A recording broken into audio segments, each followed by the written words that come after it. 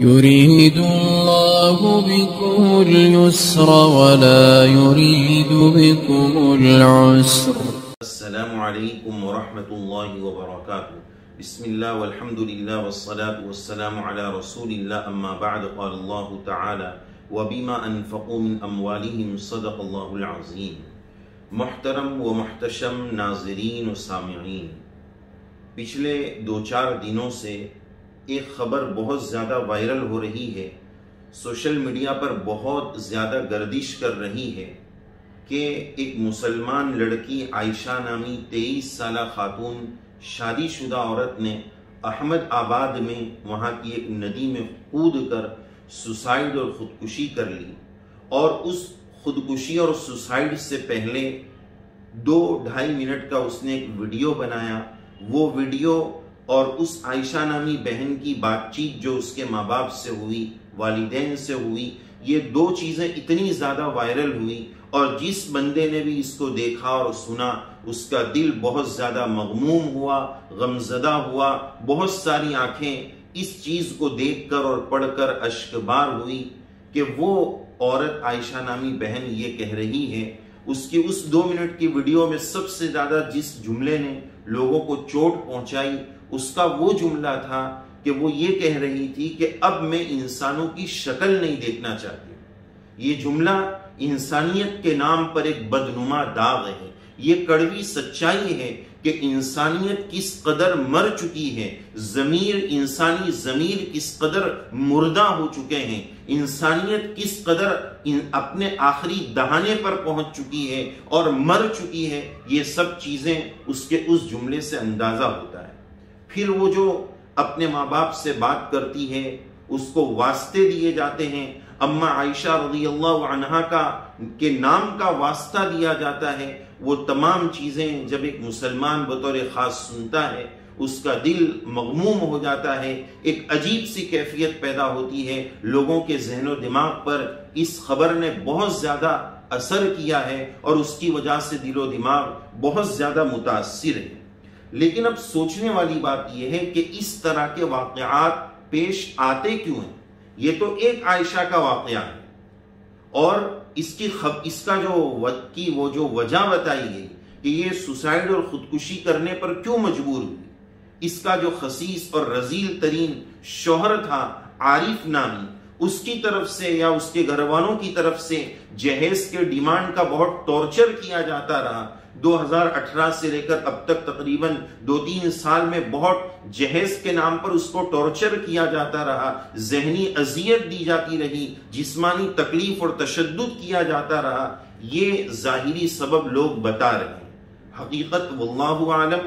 اور یہ بھی ابھی خبر آج ملی ہے کہ اس کے شوہر کو بھی کل رات پیر کے روز جو ہے پولیس نے راجستھان کے کسی مقام سے اس کو گرفتار کر لیا ہے. وہ بھی گرفتار ہو چکا ہے. اب سکے کا دوسرا رخ آنا باقی ہے کہ اس کا کیا بیان ہے، اس کی کیا وضاحتیں ہیں. لیکن بہرحال اس وقت جو بہت زیادہ اس سوسائیڈ کی وجہ لوگوں میں مشہور کی جا رہی ہے اور بتائی جا رہی ہے، جس تعلق سے ہمارے اکابر علماء عظام امت کو بیدار کرنے کی فکر کر رہے ہیں، بیانات جاری کر رہے ہیں، وہ اس مصیبت کا نام جہیز ہے.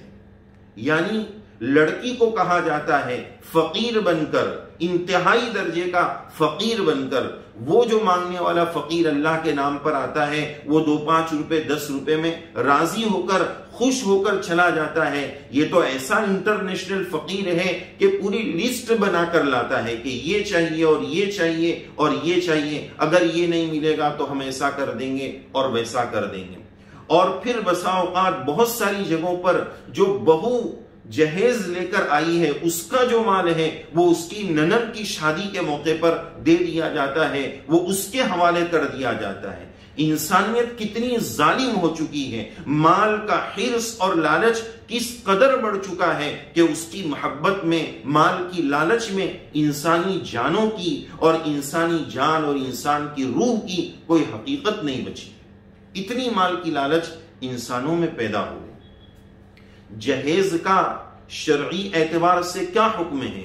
اس تعلق سے ہمارے چینل پر ایک مستقل ویڈیو موجود ہے، تفصیل کے ساتھ، دلائل کے ساتھ رسول اللہ صلی اللہ علیہ وسلم نے اپنی لخت جگر نور نظر حضرت فاطمہ رضی اللہ عنہا کو جو چیزیں عنایت فرمائی تھی، تقریباً 10 چیزیں شادی کے موقع پر عنایت فرمائی تھی، وہ جہیز تھا یا کیا تھا، جہیز کا تفصیلی حکم کیا ہے، اس تعلق سے ہمارا تفصیلی ویڈیو موجود ہے۔ لیکن یہ بات یاد رکھنی چاہیے کہ جہیز کی اسلام میں کوئی جگہ نہیں، خاص طور پر ایسا جہیز کہ جو مانگا جائے، لسٹ بنا کر دی جائے اور ظلم بالائے ظلم کہ شادی کے دن اس کو ایک ہال میں سجا کر رکھا جائے، غریبوں کی نگاہ اس پر لگائی جائے، پتہ نہیں کس کی نظر لگ جائے اور کس غریب کا دل دکھ جائے، وہ باپ جس کے گھر میں 5 اور 7 بیٹیاں بن بیاہی بیٹی ہے، اس باپ کے دل پر کیا اثر پڑے گا؟ ان چیزوں کو دیکھ کر اس کی راتوں کی نیندیں حرام ہو جاتی ہے کہ میں اپنی بچی کے رشتے کیسے کروں گا۔ جہیز کے اتنے سارے مسائل، جہیز ہمارے معاشرے کا ایک سخت ترین ناسور بن چکا ہے جس کو جڑ سے کاٹنے کی ضرورت ہے۔ انفرادی اور اجتماعی طور پر اس کی فکریں اور اس کی محنتیں کرنے کی ضرورت ہے۔ اب صرف تقریروں سے کام نہیں چلے گا، زمینی سطح پر اتر کر اس کی محنت کرنے کی ضرورت ہے۔ ایسی ڈیمانڈ اور ایسے تقاضے، ایک کسی نے واقعہ بتایا لطیفے کے طور پر کہ ایک لڑکی سے لڑکے نے جہیز کا مطالبہ کیا کہ یہ چیزیں ہونی چاہیے، کچھ وقت تک تو وہ دیتے رہے، پھر اس نے ایک نئی ڈیمانڈ یہ کی کہ کیا تمہارے والد صاحب فلاں 4 ویلر گاڑی مجھے شو روم سے دلا سکتے ہیں، فلاں مجھے گاڑی چاہیے، تمہارے والد صاحب کو کہو، تمہارے ابو کو کہو وہ والی 4 ویلر گاڑی جو ہے مجھے چاہیے۔ تو اس نے یہ پوچھا کہ کیا دلا سکتے ہیں؟ تو اس نے بھی بڑے گٹ سے اور بڑی بہادری سے اس بہن نے کہا کہ میرے والد صاحب 4 ویلر کیا، وہ تو ہوائی جہاز اور ایروپلین بھی دلا سکتے ہیں، کیا تمہارے والد صاحب میں اتنی طاقت ہے کہ وہ ایئرپورٹ بنا کر دیں؟ وہ ایئرپورٹ بنا کر دیں تو میرے والد صاحب ایروپلین بھی دلا سکتے ہیں۔ یعنی اس لطیفے سے اور اس واقعے سے پیغام یہ ملا کہ ہماری امیدیں، امنگیں، تمنائیں اور چوچلے اور خواہشات اتنے بڑھ گئے جو ہماری اپنی کیپیسٹی سے بھی بہت اونچی باتیں ہم بنا لیتے ہیں۔ دوسری کی بچی ہم لا رہے ہیں، ہمارے گھر میں بھی تو بچیاں ہیں، اس کو بھی تو ہمیں رخصت کرنا، اس کا بھی تو ذرا ہم تصور کریں۔ تو یہ جو معاشرہ ہے، اس معاشرے کی اس خرابی کو نکالنے کی بہت زیادہ ضرورت ہے، اس تعلق سے بہت زیادہ فکر کرنے کی ضرورت ہے۔ اور ہماری اس عائشہ مرحومہ کے والد صاحب کا جب بعد میں انٹرویو ہوا تو اس میں انہوں نے کتنی بڑی پیاری بات کہی اور ہمارے ملک کے حکمرانوں کو کتنا اہم پیغام دیا کہ یہ ہندو مسلم لڑائی بہت ہو چکی، اب بیٹی بچاؤ بیٹی پڑھاؤ کا جو نعرہ دیا جا رہا ہے، اس نعرے پر زمینی سطح کی محنت کی ضرورت ہے۔ کب تک یہ ہندو مسلم چلتا رہے گا؟ اور کتنی پیاری بات کہی کہ اس عائشہ میری بیٹی کے بارے میں مجھے معلوم ہے کہ اگر اس عارف کو پھانسی بھی دے دی جائے، آخری درجے کی بھی سزا دے دی جائے تو میری بیٹی تو یہ واپس نہیں آئے گی، لیکن اللہ کا واسطہ ہے وہ اشکبار ہو گئے اور بولنے لگے کہ دوسری عائشاؤں کو بچا لو، دوسری عائشاؤں کو بچا لو، چاہے وہ عائشہ ہو چاہے وہ منیشا ہو۔ اس مسئلے کا تعلق دھرم سے نہیں ہے، یہ ایک سماجی اور ملکی مسئلہ بن چکا ہے۔ انٹرنیشنل لیول پر مختلف جگہوں پر اس طرح کے حالات سننے میں آ رہے ہیں۔ تو اس کو کوئی مذہبی رنگ دینے کے بجائے ایک اپنا ملکی اور ایک عالمی مسئلہ اس طرح کا ہو رہا ہے کہ لوگ اس طرح کے مسائل سے دوچار ہیں، معاشرے میں اس طرح سے خرابیاں جڑ پکڑ رہی ہے، لڑکیاں گھروں میں بیٹھی ہیں، پھر اس کے نتیجے میں ناجائز تعلقات ہو جاتے ہیں، لڑکیاں غیروں کے ساتھ بھاگ جاتی ہے، پھر سوسائڈ کے اور خودکشی کے واقعات اور ماں باپ کی ناراضگی کے واقعات۔ اس عائشہ نے اپنی اس 2 منٹ کی تقریر میں یہ بھی کہا کہ یک طرفہ محبت، ایک طرف کی محبت کی بات کہی، اس سے بھی بہت بڑا پیغام ملتا ہے کہ ہمارے یہ جو بچے بچیاں افیئر میں اور ناجائز محبتوں میں گرفتار ہو جاتے ہیں اور پھر ناکام ہوتے ہیں تو یہ بھی اس طرح کے بھی مسائل پیش آتے ہیں۔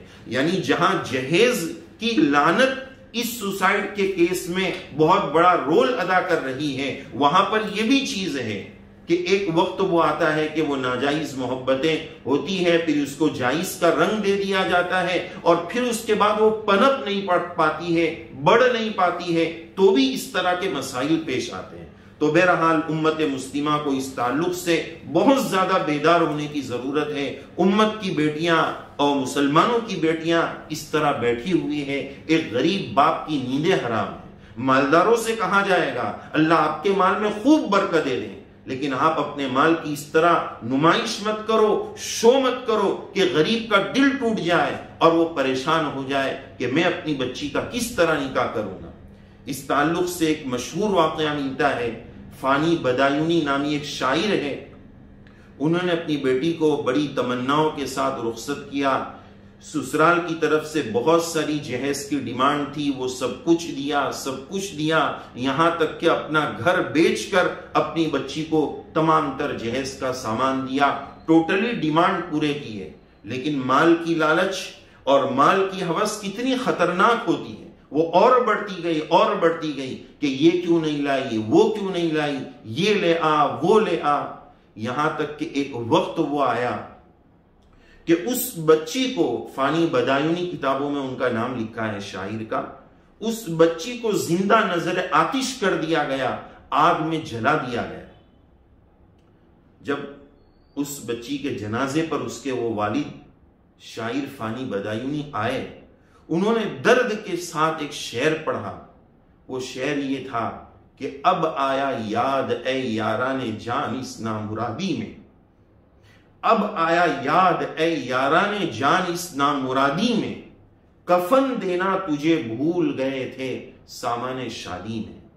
یعنی شاید یہ کہنا چاہ رہے ہیں میری لخت جگر، میری نور نظر، ہم نے تم کو سب کچھ دیا، یہاں تک کہ اپنا گھر بار بیچ دیا، بس ایک کفن دینا رہ گیا تھا، سامان شادی میں کفن دینا بس بھول گئے تھے، باقی سب کچھ دے دیا۔ رخصتی کے وقت اس باپ نے یہ بھی کہا تھا کہ بیٹا اس گھر میں خوش رہنا، آباد رہنا، لیکن ایک بات، ایک نصیحت یہ یاد رکھنا کہ کبھی کوئی مسئلہ آ جائے، کوئی پرابلم آ جائے اور جی میں یہ بات آئے کہ میں ابا کے گھر پہ واپس چلی جاتی ہوں، تو واپس آنے کا خیال دل سے نکال دینا، اس لیے کہ تمہارے سسرال سے جہیز کا اتنا بڑا ڈیمانڈ تھا، اتنی بڑی مانگیں تھی کہ تمہارے ابا کو اپنا گھر بیچ کر جہیز دینا پڑا ہے، اب تمہارے ابا کا اپنا کوئی گھر ہے ہی نہیں۔ تو اس لخت جگر کو نظر آتش کر دیا گیا، زندہ جلا دیا گیا۔ ایسی کئی عائشائیں اور کئی منیشائیں دنیا میں ہوگی، ہمارے ملک میں ہوگی، جن کے ساتھ یہ کھلواڑ ہو رہا ہے۔ یہ تو سوشل میڈیا کی برکت ہو گئی کہ یہ بات پھیل گئی اور لوگوں کو پتا چلا۔ ایسی کتنی عورتیں ہوں گی جن کے ساتھ اس طرح کا اتیاچار اور اس طرح کے مظالم کے پہاڑ توڑے جا رہے ہوں گے، کہیں جہیز کے نام پر، کہیں شوہر کے ظلم کے نام پر، کہیں ساس سسرال کے ظلم کے نام پر۔ ہر گھر کی اپنی مختلف کہانی۔ یہ گھر جہنم کے نمونے کیوں بنے ہوئے؟ ہمارے گھروں کی برکتیں کیوں اڑ گئی ہے؟ ہم نے شادی کو شادی کرنا چھوڑ دیا، فضول خرچیاں، نمائشیں، یہ سب چیزیں ہم نے پکڑ لی۔ جہیز اگر دینا تھا، بیٹی کو اگر دینا ہی تھا تو کچھ چھپ چھپا کر زیور دے دیا جاتا، چھپ چھپا کر دے دیا جاتا۔ نہیں، لیکن وہ لوگوں کو کیسے پتا چلے گا؟ صوفہ دیں گے، فریج دیں گے، لوگوں کو بتا کر دیں گے، اپنی مالداری کا اظہار کریں گے۔ یہ بھی نہیں سوچتے کہ اگر کسی کی نظر لگ گئی تو ہماری بچی کا ہی نقصان ہوگا، ہمارے داماد ہی کا نقصان ہوگا۔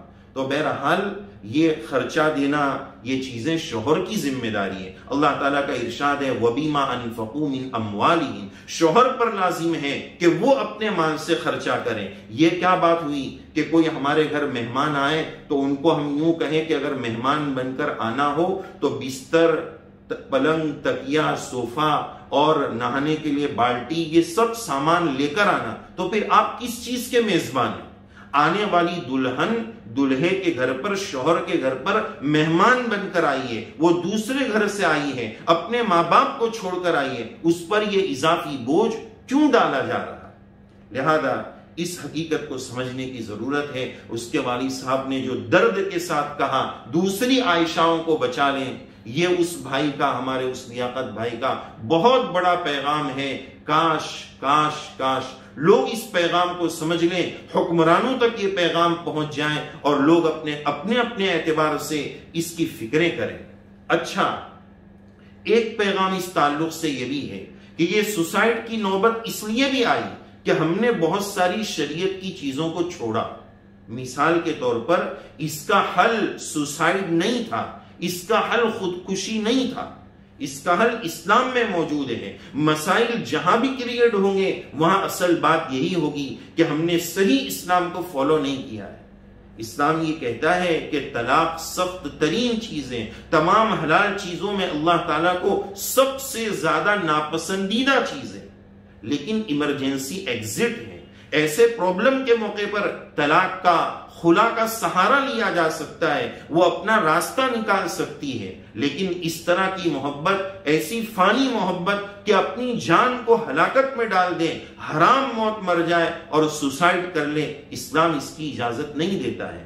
اسلام ماتم کی بھی اجازت اسی وجہ سے نہیں دیتا ہے کہ یہ پارٹس آف باڈی میرے اپنے نہیں ہیں، میں اس کا مالک نہیں، تو اسی وجہ سے ماتم میں اپنے آپ کو زخمی نہیں کر سکتے ہیں، اور ٹوٹلی یہ پوری جان اللہ تعالیٰ نے رینٹ پر امانت کے طور پر مجھے دی ہے، میں اس کا مالک نہیں ہوں کہ میں اس کو ہلاک کر دوں۔ تو بہرحال ہماری بہن عائشہ نے جو کچھ یہ قدم اٹھایا ہے، مرحومہ مغفورہ نے، یہ انتہائی غلط قدم ہے۔ ہم اس کی جو ہے حوصلہ افزائی نہیں بلکہ حوصلہ شکنی کرتے ہیں کہ یہ مسئلے کا حل نہیں ہے۔ مسئلے کا حل اسلامی دائرے میں یہ ہے کہ ایسے موقع پر جو ہے لوگوں سے مشورہ کیا جائے، لوگوں کو اپنے پرابلم بتا کر اس کا حل نکالنے کی فکر کی جائے، اسلامی پنچایت میں جایا جائے، دارالقضاء اور دارالافتاء میں جا کر خلا اور طلاق کے ایمرجنسی ایگزٹ کے ذریعے اس مسئلے کا حل نکالا جائے۔ لیکن لوگ سوچتے یہ ہیں، عورتیں سوچتی یہ ہے کہ پھر آگے جا کر کیا ہوگا، کیسے مسائل بنیں گے، آگے میرا گھر کیسے آباد رہے گا، پھر اسی جہنم والے گھر میں وہ اپنی پوری زندگی گزار دیتی ہے۔ اس میں معاشرے کا ظلم یہ ہے کہ ہم نے ایک طلاق شدہ عورت سے شادی کو ایک بہت بڑا عیب بنا لیا ہے۔ وہ لوگ جوان جن کی شادیاں ہیں وہ آئیں میدان میں کہ ہم ایسی عورتوں سے بھی شادی کرنے کے لیے تیار ہیں جو طلاق یافتہ ہے۔ اسلامی اعتبار سے اس میں کوئی خرابی نہیں، اس میں کوئی برائی نہیں۔ رسول اللہ صلی اللہ علیہ وسلم کے جتنے نکاح ہوئے، اما عائشہ رضی اللہ عنہا کے علاوہ وہ تمام ازواج مطہرات نبی کریم علیہ السلام کی زیر زوجیت آنے سے پہلے کسی دوسرے شوہروں کی زوجیت میں رہ چکی ہے۔ پہلا نکاح حضرت نبی کریم علیہ السلام 25 سال کے نوخیز نوجوان حضرت رسول اللہ صلی اللہ علیہ وسلم اور ادھر حضرت خدیجہ رضی اللہ عنہا، پہلے 2 شوہروں سے آپ کی شادیاں ہو چکی، پھر رسول اللہ صلی اللہ علیہ وسلم کی زوجیت میں آئی۔ تو آج طلاق یافتاؤں سے، طلاق یافتہ عورتوں سے نکاح کو عیب بنا لیا گیا، یہ بھی اس مسئلے کی خرابی کی ایک اصل وجہ ہے کہ وہ عورتیں ایمرجنسی ایگزٹ سے نکل جائیں، یا تو کوئی اور اچھا سہارا، ان کو کوئی اور اچھا رشتہ مل جائے۔ اسی لیے شریعت نے طلاق اور خلا کے حل کو رکھا ہے، اگرچہ سخت ناپسندیدہ ہے، لیکن ایسے موقع پر اس ایمرجنسی ایگزٹ کو استعمال کیا جا سکتا ہے۔ تو بہرحال خودکشی کسی مسئلے کا حل نہیں، انسان کی زندگی بہت زیادہ قیمتی ہے، اس کو ہمیں سمجھنا ہوگا۔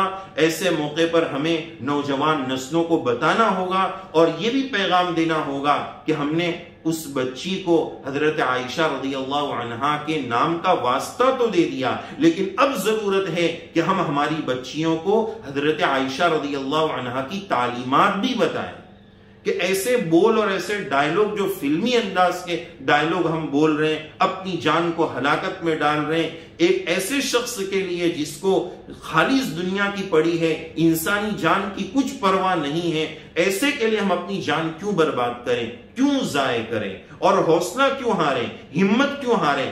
حالات آتے ہیں، بطور خاص اگر وہ ایمان والے ہیں تو اور بھی حالات آئیں گے۔ اللہ عز و جل نے، شریعت نے ہمیں صبر کی تعلیم دی ہے، تقدیر پر ایمان کا مسئلہ بتایا ہے، پھر مومن بندہ مایوس کیسے ہو سکتا ہے؟ اللہ کی رحمت سے مایوسی کفر ہے، کفر کے دلدل میں کیسے پھنس سکتا ہے؟ لہذا ہم نوجوانوں کو پیغام دیں گے کہ حوصلے کی ضرورت ہے، حالات آئے تو اس سے مقابلہ کرنے کی ضرورت ہے۔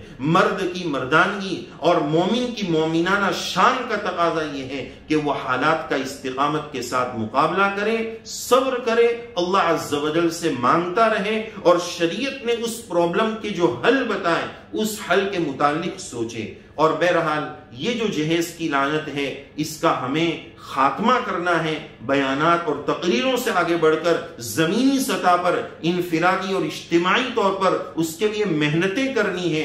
جیسے ایک ایسا نظام بنا دیا جائے کہ اپنے محلے میں جتنی شادیاں ہوگی ہر جگہ پر جا کر سرچنگ ہوگی، عنوان یہ رہے گا کہ کون کون غریب ہے، ان کی مدد کی نیت سے ہم سرچ کریں گے اور مدد بھی ہو جائے اگر غریب ہے، اور پھر وہاں یہ تحقیق ہو جائے کہ جہیز کا کیا معاملہ ہے۔ اگر معاشرے میں اس طرح جہیز کا وہاں معاملہ چل رہا ہے، اس نکاح کا سوشل بائیکاٹ کیا جائے، کوئی وہاں نکاح پڑھانے نہ جائے۔ اس طرح جب تک سخت ایکشن والا معاملہ نہیں ہوگا یہ چیز ہمارے معاشرے سے ختم نہیں ہو سکتی ہے۔ ضرورت ہے اس بات کی کہ ہم اسلامی سوچ بنائیں، اپنے بچوں کی صحیح تربیت کریں، اسلامی احکام کے مطابق، شریعت و سنت کے مطابق اپنی زندگی کو گزاریں، اور ہر اس طرح کے سنگین مسئلوں کا حل سوسائڈ اور خودکشی نہیں ہے۔ ہماری ایک ویڈیو اس تعلق سے موجود ہے، پچھلے کچھ مہینوں پہلے ایک فلم ایکٹر نے سوسائڈ اور خودکشی کی تھی، اس کے تعلق سے بھی ہم نے ویڈیو جاری کیا تھا، اس میں ہدایات موجود ہیں۔ بہرحال خودکشی اور سوسائڈ یہ مسئلے کا حل نہیں ہے، مومن کی شان کے خلاف ہے، سخت حرام ہے، سخت گناہ ہے، لیکن اللہ عز و جل کا ارشاد ہے ان اللہ لا یغفر